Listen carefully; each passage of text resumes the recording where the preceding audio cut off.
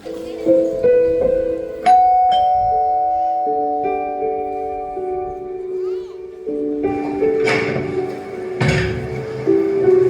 Sir. Hey Srini, ಹೆಂಗದಿ? ನಾವು ಗೊತ್ತಲ್ವಾ, ಆಲ್ವೇಸ್ ಸೂಪರ್. ಭಾಳ ದಿನ ಐತಿ ನೋಡಿ, ಬಾ ಒಳಗೆ. ಮತ್ತೇನ್ ಸಮಾಚಾರ? ಸ್ವೀಟ್ಸ್ ತಗೊಳ್ಳಿ. ಏನ್ ವಿಶೇಷ? ಏನಿಲ್ಲ ಸರ್, ರಿಸಲ್ಟ್ಸ್ ಬಂತು, finally done with my education. So ಹಾಗೆ ನಿಮ್ಮನ್ನ ನೋಡ್ಕೊಂಡು ಹೋಗೋಣ ಅಂತ ಬಂದೆ. Oh congrats. Thank you sir. ಮತ್ತ ಎಜುಕೇಶನ್ ಕಂಪ್ಲೀಟ್ ಆಯ್ತು, ಮುಂದೇನ್ ಮಾಡ್ಬೇಕು ಅನ್ಕೊಂಡದಿ? ಕೋಚಿಂಗ್ ಕ್ಲಾಸ್ ಜಾಯ್ನ್ ಆಗೋಣ ಅಂತಿದ್ದೀನಿ ಸರ್. ಒಂದು ವರ್ಷ ಸ್ಟಡಿ ಮಾಡಿ ಇಂಡಿಯನ್ ಆರ್ಮಿ ಜಾಯ್ನ್ ಆಗಬೇಕು ಅಂತಿದ್ದೀನಿ. ಓ ಗುಡ್ ಡಿಸಿಷನ್. ದೇಶ ಕಾಯೋ ಸೈನಿಕ ಹೆಮ್ಮೆ ಕೆಲಸನೇ. ನಮ್ಮ ಮಂದಿ ಮೊದಲಿನಂಗಿಲ್ಲ ಶ್ರೀನಿ, ಎಲ್ರೂ ಸ್ವಾರ್ಥಿಗಳ. ಎಲ್ರೂ ಕಷ್ಟಪಡ್ತಾರ ತಮ್ಮ ಕುಟುಂಬ ಚೆನ್ನಾಗಿರ್ಬೇಕಂತೇಳಿ. ತಮ್ಮ ಕುಟುಂಬಕ್ಕೆ ಏನಾದ್ರು ಸಮಸ್ಯೆ ಬಂದ್ರ ಎಂತ ರಿಸ್ಕ್ ಬೇಕಾದ್ರೂ ತಗೋತಾರ. ಆದ್ರೆ ಹೊರಗಡೆ ಯಾವ ಹಸಿನ ಸಾಯಕತ್ತಿದ್ರು ಯಾವ ತಲೆ ಕೆಡಿಸ್ಕೊಳ್ಳೋದಿಲ್ಲ. ನಿಮ್ಮಪ್ಪ ಮತ್ತು ನಿಮ್ಮಣ್ಣ ಇಬ್ರು ಮಿಲಿಟರಿ ಒಳಗೆ ಪ್ರಾಣ ಕಳ್ಕೊಂಡ್ರು. ಅದನ್ನ ನೋಡಿ ನೀನ್ ಬೇರೆ ಯಾವ್ದಾದ್ರು ಫೀಲ್ಡ್ ಸೆಲೆಕ್ಟ್ ಮಾಡ್ಕೋತಿ ಅನ್ಕೊಂಡಿದ್ನಿ, ಆದ್ರೆ ನೀನು ಆರ್ಮಿ ಸೆಲೆಕ್ಟ್ ಮಾಡ್ಕೊಂಡಿದ್ ನೋಡಿ ನಿಜವಾಗ್ಲೂ ಹೆಮ್ಮೆ ಫೀಲ್ ಆಗತೈತಿ. ಸರ್, ನೀವು ಹೇಳಿದ್ 100% ನಿಜ ಸರ್. ನಮ್ ಜನರೆಲ್ಲರೂ ಸ್ವಾರ್ಥಿಗಳ. ಪ್ರತಿಯೊಬ್ರು ಅವ್ರ ಕುಟುಂಬಕ್ಕೋಸ್ಕರನೇ ಕಷ್ಟಪಡ್ತಾರೆ ಸರ್. ನಮ್ ಜನ ಮಾತ್ರ ಅಲ್ಲ ಸರ್, ಇಂಡಿಯನ್ ಆರ್ಮಿಲಿರೋ ಪ್ರತಿಯೊಬ್ಬ ಸೈನಿಕನು ಸ್ವಾರ್ಥಿನೇ. ಅವರು ಅವ್ರ ಕುಟುಂಬಕ್ಕೋಸ್ಕರನೇ ಕಷ್ಟಪಡ್ತಾರೆ. ಯಾಕಂದ್ರೆ ನಮ್ ದೇಶನೇ ಅವ್ರ ಕುಟುಂಬ ಇದ್ದಂಗಲ್ವಾ ಸರ್. ಸ್ವಲ್ಪ ದಿನ ಮೊಬೈಲ್ ಇಂದ ದೂರ ಇರ್ಬೇಕು ಅಂತಿದ್ದೀನಿ. ಸೊ ಆರ್ಮಿ ಜಾಯ್ನ್ ಆದ್ಮೇಲೆ ಮತ್ತೆ ನಿಮ್ಗೆ ಇನ್ಫಾರ್ಮ್ ಮಾಡ್ತೀನಿ.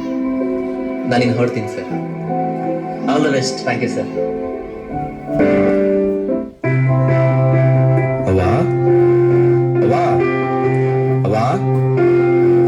ನನ್ನ ಸರ್ಟಿಫಿಕೇಟ್ ಬಂದಿದೆ ನೋಡವ್ವ. ತುಂಬಾ ಸಂತೋಷ ಆಯ್ತು ಮಗ. ಬಾ, ಗೊತ್ತಾಯ್ತು, ಊಟ ಬೆಳೆಸ್ತೀನಿ, ಆಮೇಲೆ ಮಾತಾಡೋಣ. ಸರಿ ಕಣವ್ವ. ಗುರು, ಇನ್ನೇನ್ ನೀನು ಓದ್ ಮುಗೀತಲ್ಲಪ್ಪ, ಮುಂದಕ್ಕೆ ಏನ್ ಕೆಲಸ ಮಾಡ್ಬೇಕು ಅನ್ಕೊಂಡಿದ್ಯಾ? ಅವ್ವ, ನಾನು ಇಷ್ಟಪಟ್ಟಂಗೆ ಮಿಲಿಟರಿ ಪೊಲೀಸಿಗೆ ಸೆಲೆಕ್ಟ್ ಆಗಿದ್ದೀನವ್ವ. ನಾನು ನಿನ್ಗೊಂದು ಹೇಳೋದೇ ಮರ್ತೋಗ್ಬಿಟ್ಟವ. ಮುಂದಿನ ವಾರನೇ ಟ್ರೈನಿಂಗ್ ಹೋಗ್ಬೇಕವ್ವ. ಇದ್ಯಾಕ್ ಮಗ ಹಿಂಗ್ ಮಾತಾಡ್ತಿದ್ಯಾ? ನಮ್ಮನ್ನೆಲ್ಲ ಬಿಟ್ಟು ಅಷ್ಟು ದೂರ ಹೋಗ್ತೀಯಾ? ಬೇಡ ಮಗ, ಇಲ್ಲೇ ನಮ್ ಹೊಲ ಗದ್ದೆ ನೋಡ್ಕೊಂಡು ನಮ್ ಕಣ್ಮುಂದೆ ಇದ್ಬಿಡಪ್ಪ, ಸಾಕು. ಅವ್ವ, ನಿಮ್ಮಂಗೆ ಎಲ್ರು ಹೇಳಿದ್ರೆ ನಮ್ ದೇಶನ್ ಕಾಯರೆ ಯಾರವ್ವ? ಈ ಮಣ್ಣಿನ ಋಣ ತೀರ್ಸೋ ಅವಕಾಶ ಸಿಕ್ಕಿದವ. ಪುಣ್ಯ ಮಾಡಿದ್ದೀನಿ. ದಯವಿಟ್ಟು ನನ್ನ ತಡೆಬೇಡಿಯವ್ವ, ಆಶೀರ್ವಾದ ಮಾಡಿ ಕಳಿಸ್ಕೊಡಿ.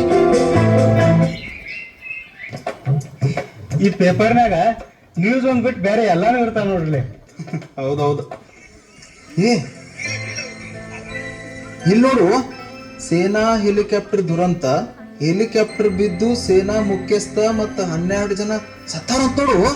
ಬಿಡೋ ಮರ, ಇದೇನು ಕಾಮನ್ ಸುದ್ದಿ ಐತಿ. ಎಲ್ಲೋ ದಾಳಿ ಆಗಿ ಸೈನಿಕರು ಸಾತ್ರು, ಮಳಿ ಬೆಳೆ ಇಲ್ದ ರೈತರು ಸಾತ್ರು ಅಂತೇಳಿ ನಮ್ಗೆ ಕೇಳಿ ಕೇಳಿ ಸಾಕಾಗಿತ್ತು ಮಳ. ಅವ್ರೇನು ಆರ್ಮಿ ಒಳಗೆ ಆರಾಮ್ ಇರ್ತಾರೆ, ಪಾಪ ಎಲ್ಲ 4 ಮಂದಿ ಸಾಯ್ತಾವ ಅಷ್ಟೇ. ಅವ್ರಿಗೇನು ತಿನ್ನಾಕ ಕಾಜು ಬದಾಮ, ಅಗದಿ ಭಾರಿ ಊಟ, ಕುಡಿಯಾಕ ವಿಸ್ಕಿ ರಮ್ಮ. ಜೀವನ ಪಾವನ ಐತ ಅವ್ರದ. ನಾವ ನೋಡಿಲ್ಲ ಕತ್ತಿ ದುಡ್ಡು ಸಾಯುದು. ಆದ್ರೂ 13 ಮಂದಿ ಬಿಡ, ಅವ್ರೇನ್ ಸಾಯ್ದು ಕಾಮನ್. ಅವ್ರ ಹೆಸರು ಕೊಟ್ಟಾರು. ನನ್ನ ಹೆಸರು ಇರ್ಬೋದ ನೋಡೋದ್ರಾಗ. ವಿವೇಕ.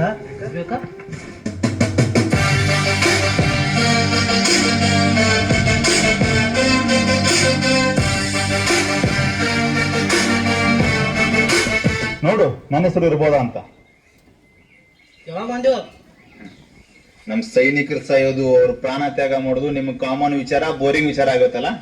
ಹಂಗಲ್ಲೋ, ನೀ ಬರ್ತಾನಂತೇಳಿ ನನಗೆ ಹೇಳಿ. ನೋಡು, ನೀವು ಇಲ್ಲಿ ಕುಂತು ನಾವು ಅಲ್ಲಿ ಯಾವ ರೀತಿ ಬದುಕ್ತೀವಿ ಅಂತ ನಮ್ಮ ಲೈಫಿನ ಬಗ್ಗೆ ಅಂದಾಜು ಮಾಡೋಕ್ಕೂ ಸಾಧ್ಯ ಅಲ್ಲ.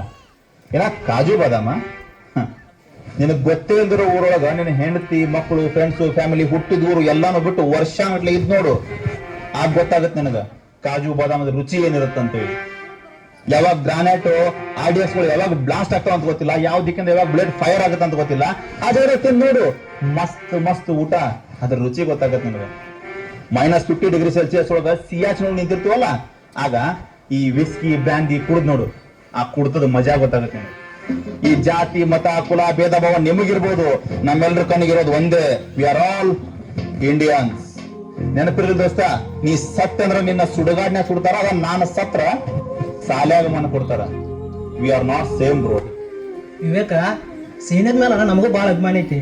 ನಾನು ಹೇಳ್ಕೊತಿರ್ಗಿ ಹೇಳ್ತಾನ, ನನ್ನ ದೋಸ್ತ ಇಂಡಿಯನ್ ಆರ್ಮಿದಾಗ ಅದನಂತೆ. ಹೌದು, ಲಗೇಜ ಬರಗೈಲೆ ಬಂದಿದ್ಲೆ. ನನ್ನ ಲಗೇಜ್ಗಳನ್ನ ನಮ್ಮವ್ರ ತರ ಹಾಕ್ತಾರ. ಲಗೇಜ್ ತರ್ಲಕ್ಕೂ ಮಂದಿ ಅದಾರು, ಭಾರಿ ಬಿಡಪ್ಪ. ಇನ್ನೊಂದ್ ಸ್ವಲ್ಪ ಹೊತ್ತು ನೋಡ್ತಿರು ನನ್ನ ತರ್ತಾರ. ಏ ದೊಡ್ಡ ಹವಾ ಆತ್ ಬಿಡಪ್ಪ. अरे माँ बस करो, कितना खिलाओगी? खा ले बेटा, वैसे भी मेरे हाथ का बना हुआ खाना पूरे साल में एक ही बार तो खाता है। भैया इस बार 2 राखी बनवा लो, पिछले रक्षाबंधन पे भी नहीं थे आप। मेरी प्यारी सी बहन को मेरी उम्र लग जाए। हेलो हेलो कैप्टन, आपकी छुट्टी रद्द की गई है। आपको जल्द से जल्द सरहद पे रिपोर्ट करना होगा। यस सर, जय हिंद।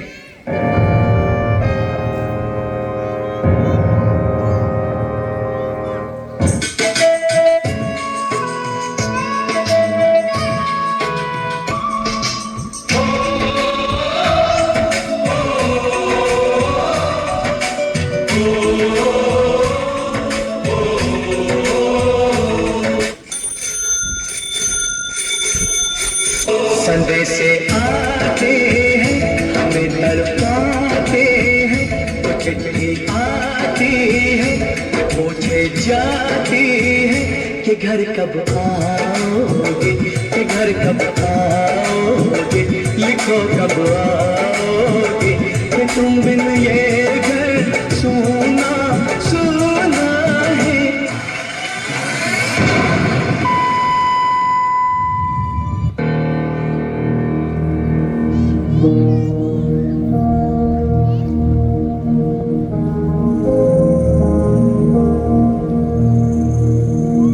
ತಲುವಾರಿನಲೆ ತಲೆ ತಗೆಯುವನು,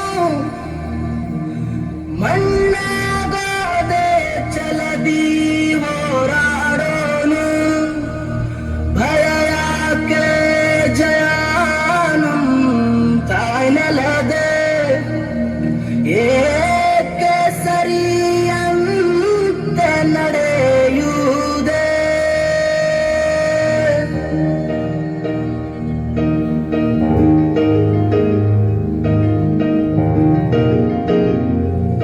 ಹೇ ನನ್ನ ನೆಲ, ಹೇ ನನ್ನ ಜಲ, ನನ್ನಮ್ಮನಿ ಎಂದಿಗೂ ನಗುತ್ತಿರುನಿ, ನನ್ನ ಕುರಿತು ನೀ ಕ್ಷಣ ಚಿಂತಿಸಬೇಡ, ವಾಪಸ್ ಬಂದೇ ಬರ್ತೀನಿ.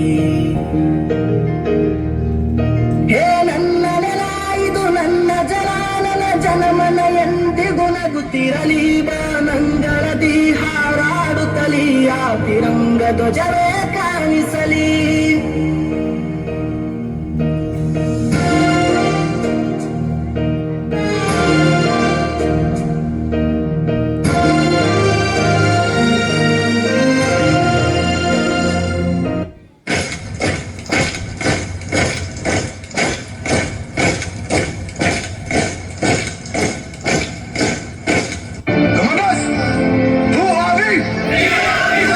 इंडियन आर्मी ने जंग शुरू नहीं की थी, but we will bloody hell finish it.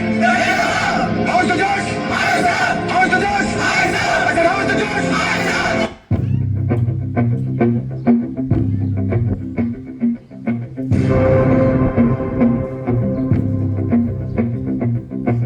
रग रग में जोश की बूंदे, बूंदों में जीत ही गूंजे, इस गूंज से गिर जाएगा आसमान भी कदमों में।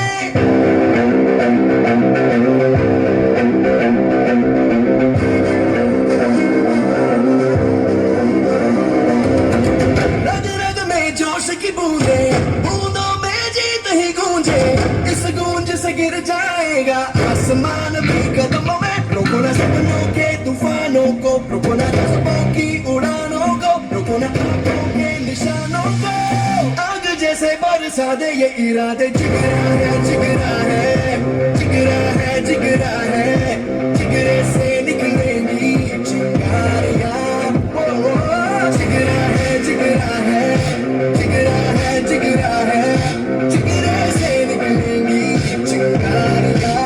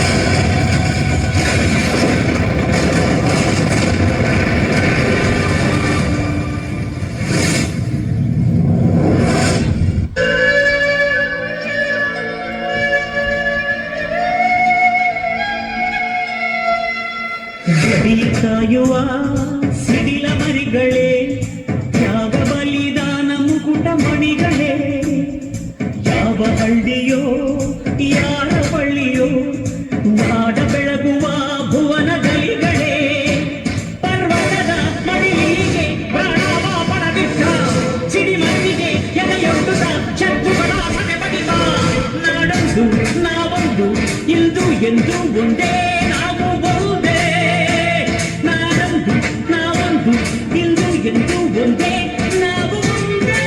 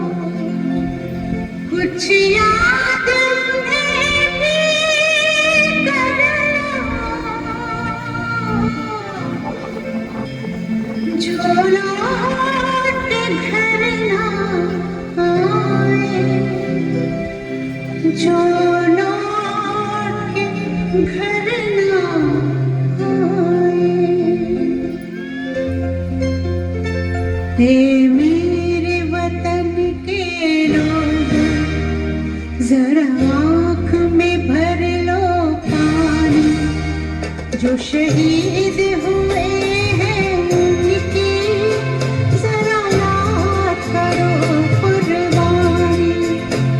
हे मेरे वतन के लोग जरा आँख में भर लो पानी, जो शहीद हुए हैं उनकी जरा याद करो कुर्बानी।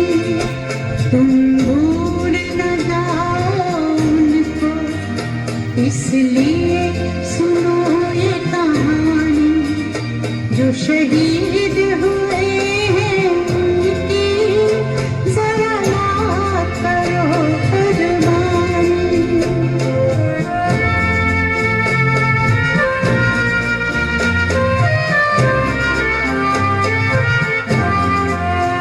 ಭಾರತಾಂಬೆಯ ಸೇವೆಗಾಗಿ ತಮ್ಮ ಪ್ರಾಣ ತ್ಯಾಗ ಮಾಡಿದ ಎಲ್ಲ ಭಾರತಾಂಬೆಯ ಮಡಿಲ ಮಕ್ಕಳಿಗೂ ನಮ್ಮ ಗೌರವಪೂರ್ವಕ ನಮನಗಳು. ಅಂದು ಅಲ್ಲಿ ಸತ್ತಿದ್ದು ಸೈನಿಕರು, ದೇಶ ಸೇವೆ ಮಾಡಬೇಕೆಂಬ ಅವರ ಹಂಬಲವಲ್ಲ. ಅಲ್ಲಿ ಸುಟ್ಟಿದ್ದು ಅವರ ದೇಹಗಳು, ಅವರಲ್ಲಿರುವ ದೇಶಭಕ್ತಿಯಲ್ಲ. ಓ ನನ್ನ ದೇಶದ ಸೈನಿಕರೇ, ನೀವೆಂದೂ ಅಮರ. ಜೈ ಹಿಂದ್, ಜೈ ಕರ್ನಾಟಕ.